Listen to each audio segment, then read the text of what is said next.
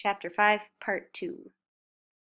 Is it like this all the time? Pierre asked Charbonneau. Sometimes, he smiled, but it's the first few nights mainly that get so wild. When the tension of waiting all winter to get back to their paddles mixes with the brandy, he waved toward Lalande and Beloit sitting side by side. There you have it. A few men had already crawled under the nearest canoe and retired for the night, so Charbonneau and Pierre decided to do the same. It's best we take a good place, the veteran advised. The air gets chilly in the open this time of year. They found a Montreal a few paces from the campfire and laid their blankets under the hull. Pierre was exhausted, but sleep did not come easy. The ground was lumpy, and every turn forced his hip or elbow against a rock.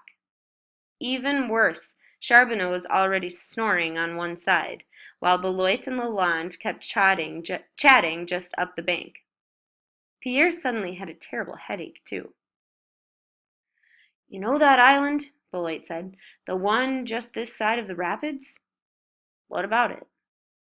"When I was down there on the bank, staring out into the moonlight, I swore I was looking on Massacre Island.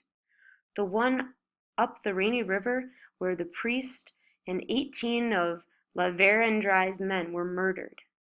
My old partner, Joseph Leclerc, was in the party that found 'em. It was plenty ugly. He said the bodies were spread out on buffalo robes in a circle with their heads, most of 'em scalped, piled up in the middle. Some had knife cuts in patterns all over their backs. Others had porcupine quills stuck in their legs. They left the priest in the center, with his right hand stuck straight up in the air and an arrow in his side. His head was split clear open." Lalande whistled softly. Then it was quiet.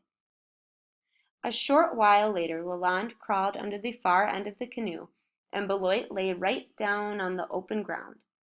They both began snoring immediately. Pierre turned over and over again, but sleep wouldn't come.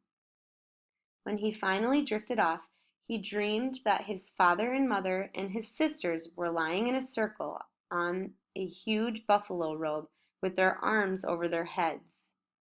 Their faces were smiling as bravely as they had this morning when they had said goodbye. But next to a silver hatchet in the center of the circle lay Beloit's cap, heaped to the top with severed thumbs.